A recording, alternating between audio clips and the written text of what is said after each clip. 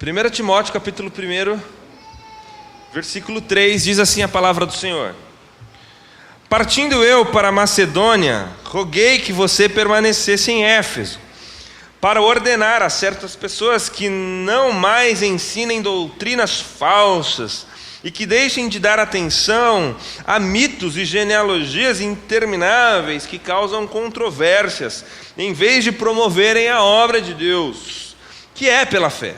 O objetivo dessa instrução é o amor que procede de um coração puro, de boa consciência e de uma fé sincera. Alguns se desviaram destas coisas, voltando-se para discussões inúteis, querendo ser mestres da lei, quando não compreendem nem o que dizem, nem as coisas acerca das quais fazem afirmações tão categóricas. Eu pulo para o versículo 11. Esta sã doutrina se vê no glorioso evangelho que me foi confiado, o evangelho do Deus bendito. Dou graças a Cristo Jesus, o nosso Senhor, porque me deu forças e me considerou fiel, designando-me para o ministério, a fim de que eu, designado para o ministério, ainda que anteriormente fui blasfemo, perseguidor e insolente, mas alcancei misericórdia, porque eu fiz na minha ignorância e na minha incredulidade. Contudo, a graça de nosso Senhor transbordou sobre mim com a fé e o amor que estão em Cristo Jesus. Esta afirmação é fiel e digna de toda aceitação, que Cristo Jesus veio ao mundo para salvar os pecadores, dos quais eu sou o pior. Mas por isso mesmo alcancei misericórdia, para que em mim, o pior dos pecadores, Cristo Jesus, demonstrasse toda a grandeza da sua paciência, usando-me como exemplo para aqueles que haviam de crer para a vida eterna. Ao Rei eterno, o Deus único, imortal e invisível, sejam honra e glória para o todo sempre. Amém. Vamos orar, meus irmãos. Feche os olhos por um instante. Deus, nosso Pai bendito, nós te louvamos, Senhor, sobretudo pelo fato de que o Senhor tem sido bom, benevolente, tardio em irar-se, e tem não nos tratado de acordo com os nossos méritos, mas com os méritos de Cristo Jesus, o nosso Senhor.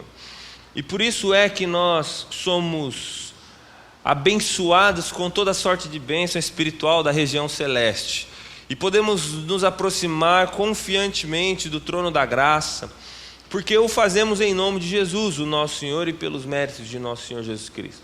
Portanto, nós te pedimos que o Senhor nos ilumine com a tua santa palavra, e que seja assim, Pai, para a tua glória, no nome de Cristo Jesus, no nosso Senhor. Amém. Meus irmãos, o livro de Timóteo se inicia com Paulo nos reafirmando alguns pontos importantíssimos.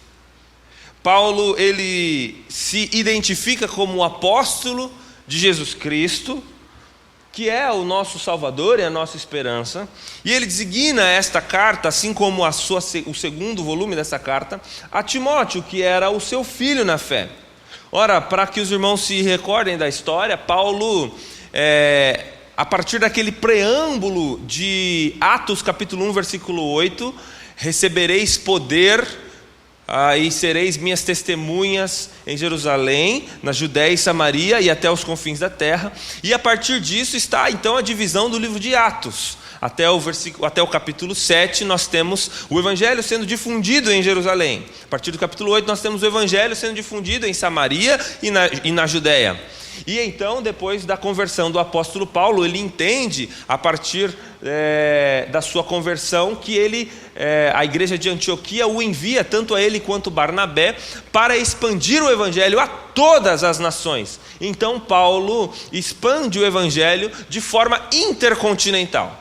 E Paulo, ele faz isso através de viagens missionárias, incursões missionárias de longa duração, onde ele passava por cidades e pregava o evangelho. A sua primeira grande viagem missionária, ele prega o evangelho em diversas cidades, inclusive em duas cidadezinhas chamadas Listra e Icônio. Quando Paulo retorna, isso está em Atos capítulo 15, para Antioquia, aqueles judaizantes que estavam o perseguindo, que estavam indo atrás dele de cidade em cidade, tentando dissuadi-lo da sua capacitação missionária, chegam até Antioquia e começa uma grande celeuma a respeito de como que os gentios deveriam viver. Porque veja, se o evangelho estava sendo pregado em Jerusalém, as pessoas que se convertiam continuavam dentro da sua dieta, dentro do seu calendário, continuavam observando aquelas coisas que eram culturais para os judeus. Mas uma vez que o evangelho ultrapassou os limites e as fronteiras de Jerusalém, da Judéia e de Samaria, e então começou a ir a todos os cantos do mundo, aquelas pessoas que eram consideradas pelos judeus como gentios, eles não tinham os mesmos hábitos e costumes que os judeus.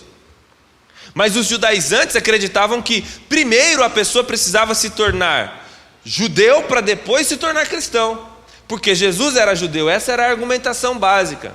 E eles queriam impor para aqueles homens que eram de outras regiões do mundo, que caso eles se convertessem ao cristianismo, eles precisavam também necessariamente se submeter a uma dieta, a um calendário e a ritos de circuncisão, a rituais de sacrifício de animais e coisas do gênero.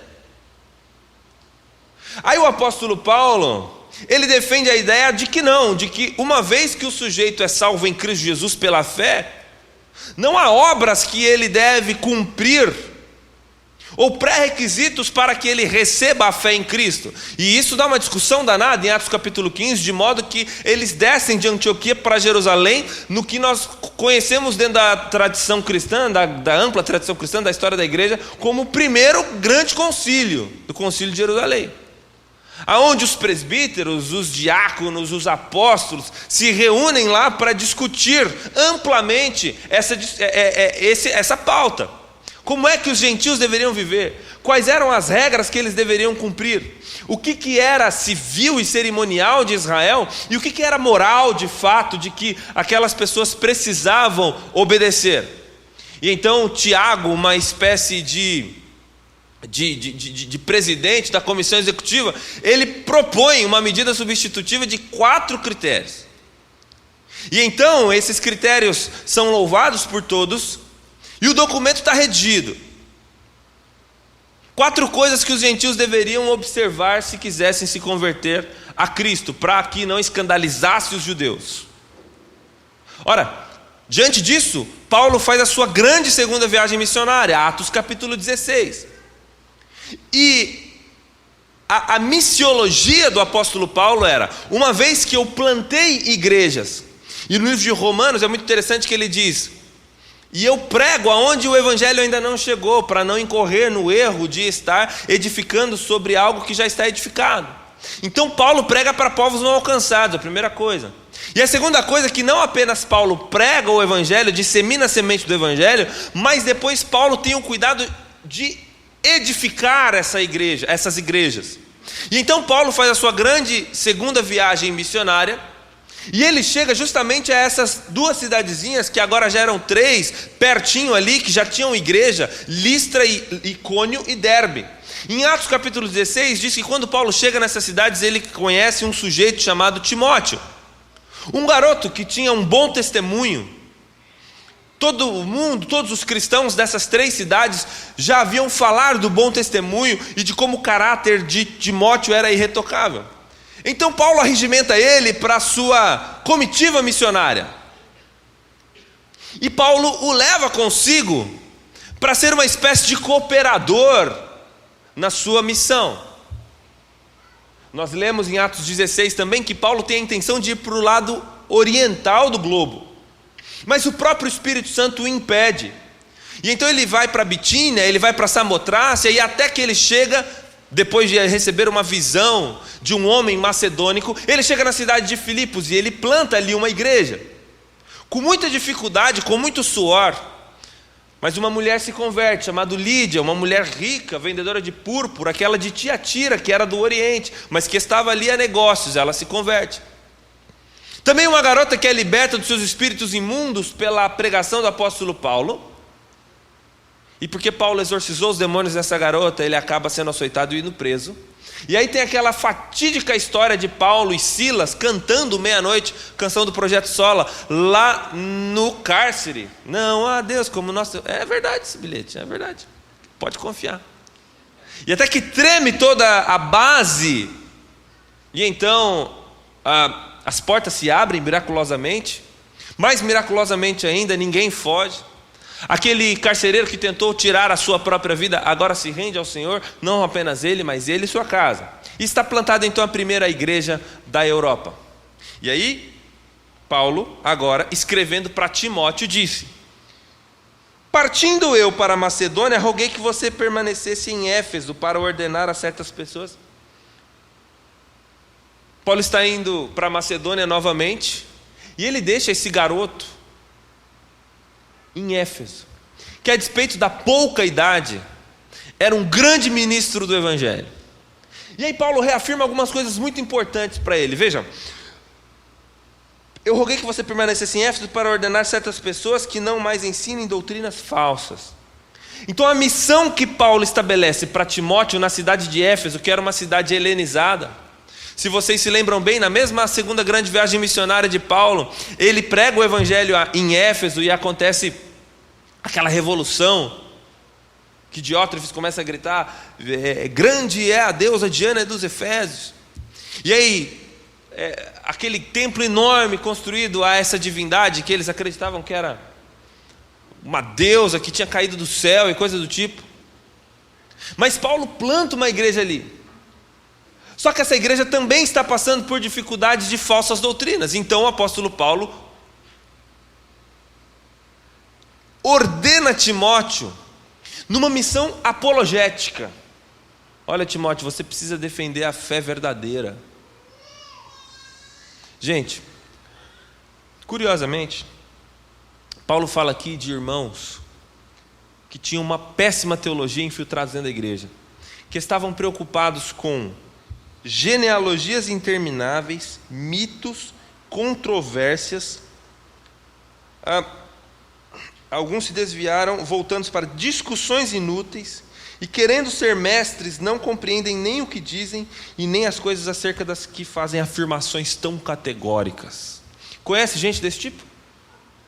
Gente que quer discutir sexo dos anjos, dilema de Epicuro, se Deus é bom e todo-poderoso porque o mal existe, Adão tinha umbigo, predestinação versus livre-arbítrio, amilenismo e pré-milenismo, quer encher a escola bíblica dominical, começa a falar de Apocalipse do fim do mundo.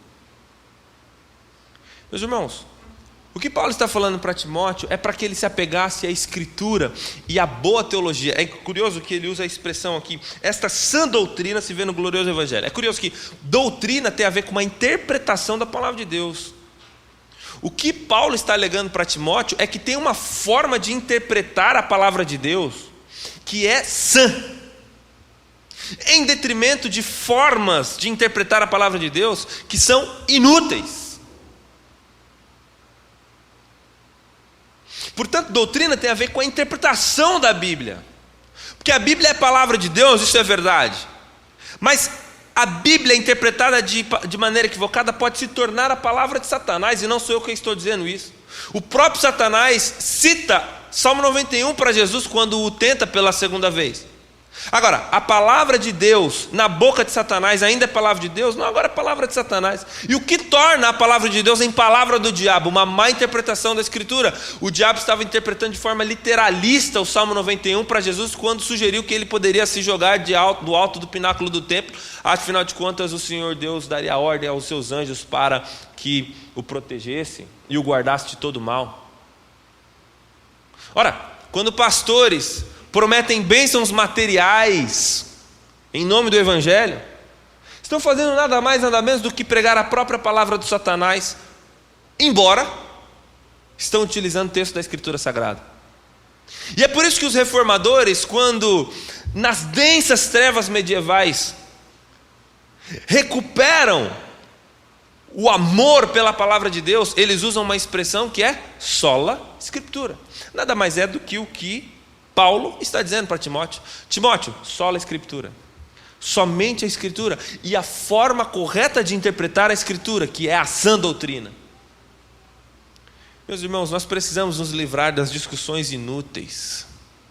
Nós precisamos nos livrar daquelas discussões se a igreja tem parede preta ou branca, se a igreja tem luz colorida ou não, se a igreja é de mármore ou de madeira, se o púlpito fica do lado direito ou do lado esquerdo. A gente precisa parar com essas discussões inúteis e pregar a sã doutrina, porque é isso que significa sola Escritura.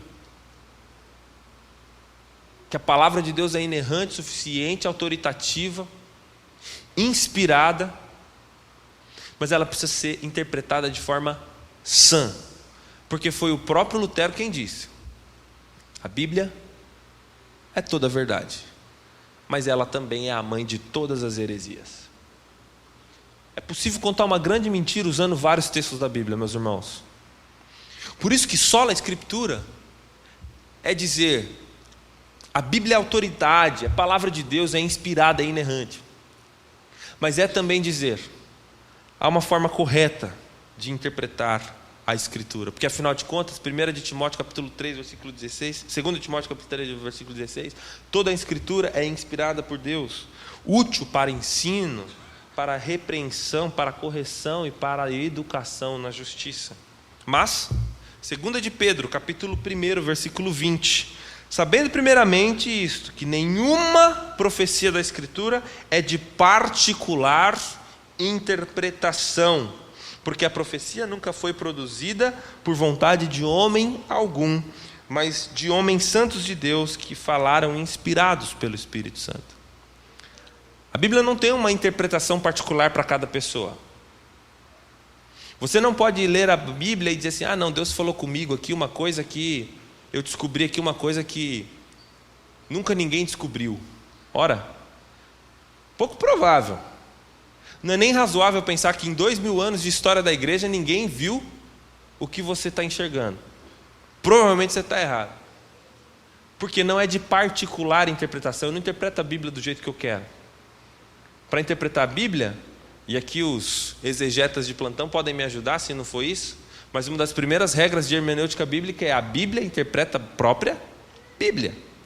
E mais do que isso, a Bíblia não é apenas um livro humano que eu preciso labutar com ferramentas humanas para que eu entenda, mas a Bíblia também é um livro espiritual, como diz o texto de Pedro. Ela foi dada por vontade do Espírito Santo, que inspirou homens. Logo, Calvino dizia: orare et labutare, é labuta e oração, porque sem o poder do Espírito Santo de Deus nós não conseguimos interpretar a Bíblia. Então, o que Paulo está falando para Timóteo é: Timóteo, você vai ser pastor aí em Éfeso, meu filho, é o seguinte: somente a Escritura e nada mais. Em segundo lugar, veja o que diz o versículo 14. Paulo faz ele dá um breve testemunho. Olha, gente, eu era blasfemo, perseguidor, insolente, ignorante, eu era incrédulo, contudo, e aí tem uma conjunção adversativa aqui: contudo, a graça de nosso Senhor transbordou sobre mim. O que os reformadores diziam? Sola gratia, somente a graça. Então Paulo, ao contar o seu testemunho, ele diz para Timóteo: Timóteo, é o seguinte, eu era insolente, eu era perseguidor, eu era incrédulo, eu era blasfemo, eu era ignorante, mas a graça de Deus transbordou sobre mim. Meus irmãos, ninguém é salvo senão pela graça de Deus, que literalmente significa favor imerecido. E às vezes nós cristãos nutrimos uma certa arrogância por sermos cristãos.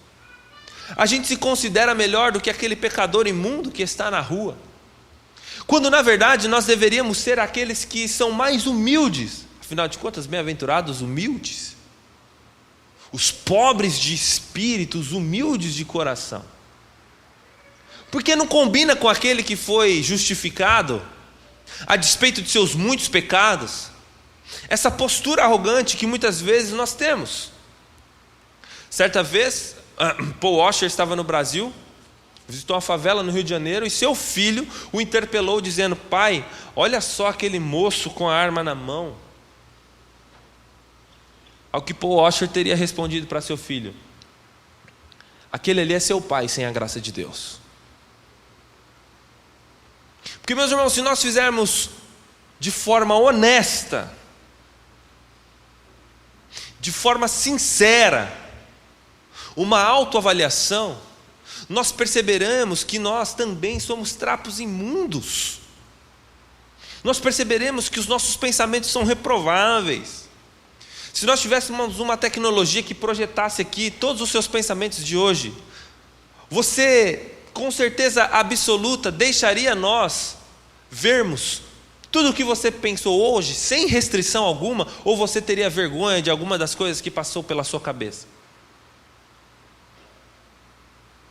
Mas o que nos salva, meus irmãos, é a graça de Deus. É esse favor que nós não merecemos. Os critérios para o amor de Deus não estão em nós mesmos. E é por isso que os reformadores, assim como Paulo está dizendo para Timóteo, somente a graça, Timóteo. Somente a graça. É pela graça que nós somos salvos. E é curioso porque Paulo continua. Veja o que ele diz no versículo 15: esta afirmação é fiel e digna de toda aceitação, que Cristo Jesus veio ao mundo para salvar os pecadores, do qual eu sou o pior. Nós somos salvos pela graça, mediante a fé. Isso não vem de nós, é dom de Deus, não por obras, para que ninguém se glorie, de acordo com Efésios 2, capítulo 8. Mas esta graça mediante a fé que nos lega a salvação foi operada por Cristo Jesus quando este morreu na cruz em nosso lugar. Por isso que Paulo está falando aqui para Timóteo: Timóteo, essa afirmação é digna e verdadeira de toda aceitação. Cristo Jesus veio ao mundo para salvar os pecadores. Nós somos salvos por Cristo. É o que os reformadores diziam: solos Cristo, somente Cristo. O que Paulo está dizendo para Timóteo é: Timóteo, somente Cristo. Não é o dízimo que você dá, não é a música que você canta, não é o culto que você vem, não é a quantidade de escola bíblica que você frequenta, não é os créditos que você acumula com o seu jejum, não é a quantidade de horas de oração. É Cristo Jesus. Só há um mediador entre Deus e os homens, Jesus Cristo, o homem, de acordo com Timóteo, capítulo 2, versículo 5. Ora, meus irmãos, Jesus Cristo é aquele que opera a salvação. O Filho de Deus que se encarnou e viveu uma vida inteira de obediência e morreu uma morte expiatória, de modo que o meu e o seu pecado, o número exato de todos aqueles pecados que cometemos e que ainda vamos cometer, de todos os santos da história que já existiram e que ainda existirão, estavam sobre ele, na cruz do Calvário, quando o moribundo de Nazaré foi acendido na cruz e verteu todo o seu sangue carmesim para nos livrar de nossos pecados. Mas não apenas isso, é o que nós chamamos na teologia da justificação de dupla imputação. Os nossos pecados foram pagos por ele. Isso significa que nós não vamos mais para o inferno. Mas não apenas isso, diz Romanos capítulo 5, a vida de obediência de Cristo é dado a nós, de modo que agora nós temos méritos diante de Deus. Não apenas a nossa dívida foi anulada e a gente ficou no neutro, mas agora nós temos crédito, porque a vida de obediência de Jesus foi dado a nós. E aqueles que estão unidos com o Emanuel, de forma mística que nós não podemos definir em palavras, mas todos aqueles que estão em Cristo, que estão unidos com o Emanuel, agora gozam de todas as bênçãos celestiais, espirituais das regiões celestes, porque têm acesso a Deus por meio de Cristo Jesus. É por essa razão que o livro de Hebreus nos diz que nós podemos entrar confiantemente e com ousadia, entrar no trono da graça e encontrar graça no tempo oportuno. Nossa, mas quem é o homem que pode com ousadia abrir a porta do templo e entrar lá para falar com o soberano todo-poderoso? A gente pode falar com ousadia mesmo com Deus, sabe por quê? Porque no final a gente fala assim, ó, é em nome de Jesus, viu? é pelos méritos de Jesus, viu? Estou te pedindo tudo isso aqui, Deus, mas olha para Jesus. E a obediência de Cristo nos foi dada quando nós fomos justificados por Cristo. 1 de Pedro, capítulo 1, versículo 18, diz: sabendo que não foi com coisas corruptíveis, como prata ou ouro, que nós fomos resgatados da nossa vã maneira de viver, que por tradição recebemos dos nossos pais, mas com sangue precioso de Cristo, como um cordeiro imaculado e contaminado. Ora, meus irmãos, o que Paulo está dizendo para Timóteo é somente Cristo. Mas mais do que isso, veja o versículo 16: mas por isso mesmo alcancei misericórdia, para que em mim, o pior dos pecadores, Cristo demonstrasse toda a grandeza da sua paciência, usando-me como exemplo para aqueles que haveriam de crer para a vida eterna. O que Paulo está falando para Timóteo nada mais é do que aquilo que os reformadores sintetizaram em uma expressão chamada sola fide, somente a fé. Como é que nós nos apropriamos de todas essas grandes verdades? De que Jesus Cristo morreu por nós, de que agora o nosso livro está escrito no livro da vida, de que não há mais condenação para aqueles que estão em Cristo Jesus, de que o número exato dos meus pecados foram colocados sobre Ele. É óbvio que nós pregamos, é óbvio que nós cantamos, é óbvio que nós vivemos na igreja, é óbvio que nós damos o nosso dízimo, é óbvio que nós fazemos boas ações, é óbvio que nós oramos, é óbvio que nós jejuamos, mas nós fazemos tudo isso não para sermos salvos, fazemos tudo isso porque fomos salvos, porque para a salvação Deus só requer uma coisa do seu povo: fé. Quando eu e você cremos no Cristo bendito de Deus, todas essas verdades agora são realidades para nós. Nós recebemos todas essas bênçãos pela fé. Foi isso que mudou completamente a consciência de Lutero, quando leu que o justo viverá porque pratica a justiça. Não, o justo viverá porque crê em Jesus que praticou a justiça.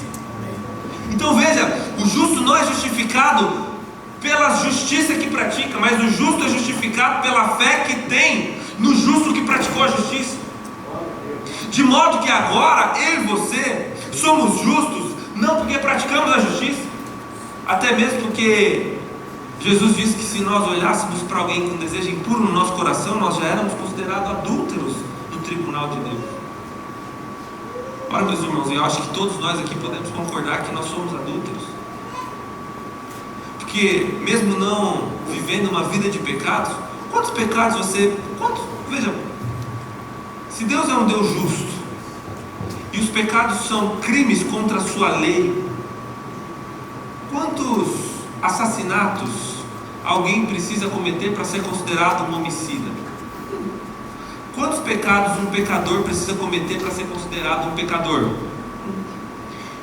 E a Bíblia nos fala, meus irmãos, que se você tropeça em um ponto da lei, você é réu da lei inteira. Porque na lei de Deus, pense como um código penal. Só que na lei de Deus não tem níveis. Na lei de Deus é qualquer pecado, a despeito das consequências imediatas, ele só tem uma punição: morte. Não é isso que diz o texto? O salário do pecado é a morte. Qualquer pecado contra qualquer ponto da lei de Deus, o que a gente merece é a morte. Mas agora a reforma vem e diz para nós que nós somos justos, que diante da lei de Deus nós somos irrepreensíveis, santos e justos. Aí você fala: pastor, mas você não me conhece. Eu não te conheço mesmo, mas eu conheço Jesus. E se você crê nele, então não importa o que você fez ou deixou de fazer. Se você crê em Jesus, não importa se você sofreu um abuso sexual na sua infância, não importa se você errou muito nessa vida, não importa se você não guardou a sua pureza para o casamento, Não importa os erros cometidos,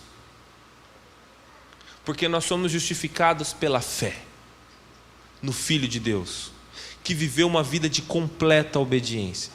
E agora nós também somos convidados a obedecê-lo, porque aqueles que o amam, o obedecem.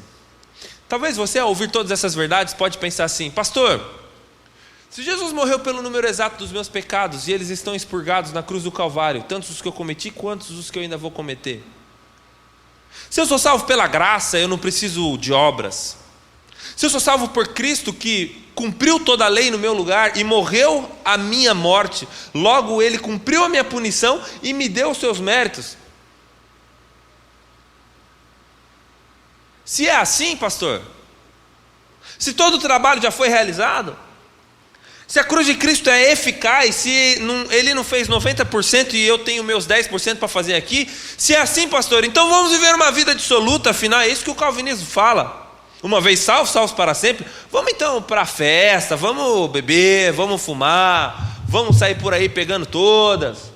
Afinal de contas, pastor, o senhor está dizendo que foi Jesus quem fez tudo e que foi pela graça e é mediante a fé? Eu acredito em Jesus, então está tudo certo. E se essa salvação e se essa esperança, ela não se perde, porque foi o próprio apóstolo Paulo diz que nós somos de Jesus e Jesus é de Deus, de modo que ninguém pode nos arrebatar de sua mão? Então vamos viver uma vida dissoluta.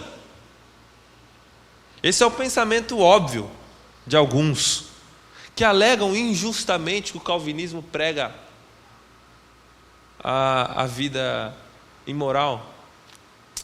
Mas tem um quinto ponto, meus irmãos.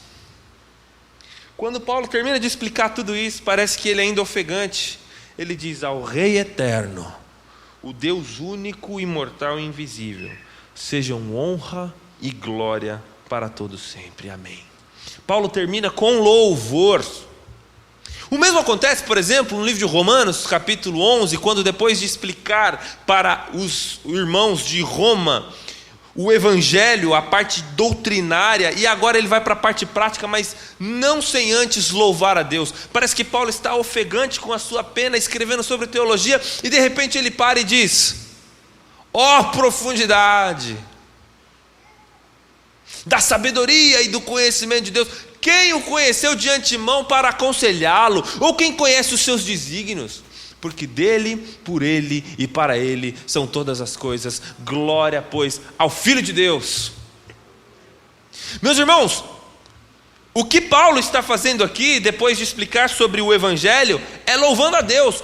Glória a Deus, é o que os reformadores disseram: só lhe deu glória, somente a Deus a glória. Paulo diz: sejam honra e glória para sempre aquele que é eterno, único, imortal e invisível. Veja, meus irmãos, uma vida que foi salva se torna uma vida grata e se torna uma vida vivendo em gratidão àquele que nos deu tudo. Porque o próprio Jesus diz que aqueles que o amam obedecem os seus mandamentos. Agora nós fazemos boas obras, agora nós vivemos uma vida moralmente boa, agora nós nos policiamos para nos santificar, e para sermos santificados, à medida que ouvimos as palavras, nos expomos aos meios de graça, viemos à igreja no dia do Senhor, cantamos louvores, fazemos liturgias, oramos, jejuamos, participamos da igreja, da comunhão daqueles que são salvos, e usamos a nossa boca para proclamar o evangelho, não para sermos salvos como uma espécie de penitência, mas porque fomos salvos e agora fazemos em gratidão, porque Deus merece a glória e a honra e o poder e o domínio. Ele é digno de todas as coisas, porque Ele nos salvou.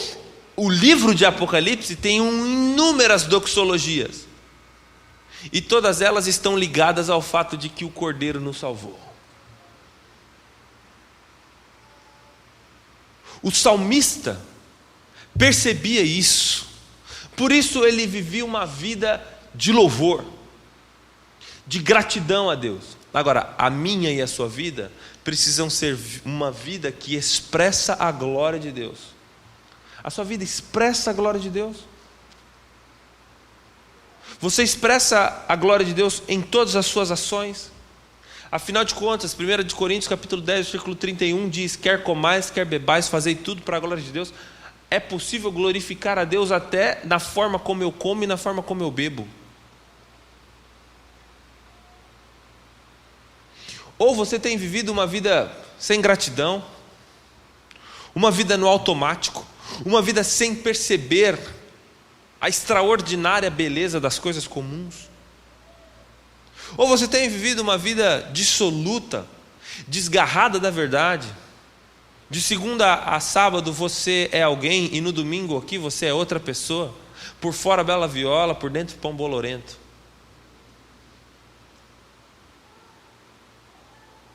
Esse ditado antigo nada mais é do que a expressão do próprio Cristo quando chamou os falsos mestres de sepulcros caiados. Como que tem sido a sua vida? A sua vida tem sido vivida a partir daquilo que os puritanos antigos chamavam de corandeu, diante de Deus? A sua vida tem sido um espetáculo para uma plateia única, que é o soberano Deus, que tem te assistido em todas as situações da sua vida?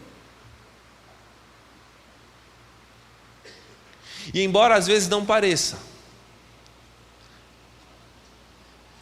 mas o Senhor está conosco todos os dias, mais perto do que imaginamos. E às vezes nos falta olhos para vê-lo. Às vezes nos falta ouvidos para ouvi-lo. Às vezes nos falta sentidos para percebê-lo. Porque do sorriso de uma criança há uma bela praia, das cataratas de Victoria Falls, a galáxia mais remota, em tudo existe graça. E quando eu tenho olhos para ver, então toda a vida se conecta numa espécie de liturgia cósmica, cujo oficiante é o próprio Jesus Cristo. E eu percebo que os meus pecados são dissonantes nessa sinfonia. E eu sou convidado a fazer parte dessa linda sinfonia cósmica, que desde o pássaro, as praias, as galáxias, estão cantando uma música ao Criador. E só a gente, miseráveis humanos, às vezes estamos dissonantes nessa sinfonia.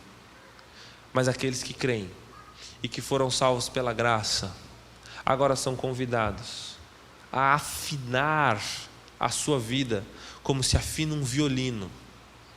E que pela nota do espala, do primeiro violino, que afina toda a orquestra, Jesus Cristo, o primogênito de todos os nossos irmãos, nós somos conformados à imagem dele, e tudo vai cooperando para isso. A gente vai afinando a nossa vida de acordo com o violino de Jesus, e aí a nossa vida se torna uma linda sinfonia também àquele que nos deu tudo. Só lhe deu glória, somente a Deus a glória, e isso em todas as nossas ações, em todas elas. Do primeiro suspirar do dia, ao fechar os olhos à noite, que a sua vida seja consonante à grande orquestra do universo, que louva o Criador 24 horas por dia, 365 dias por ano, e desde a eternidade até a próxima eternidade continuará louvando o Criador. Vamos orar?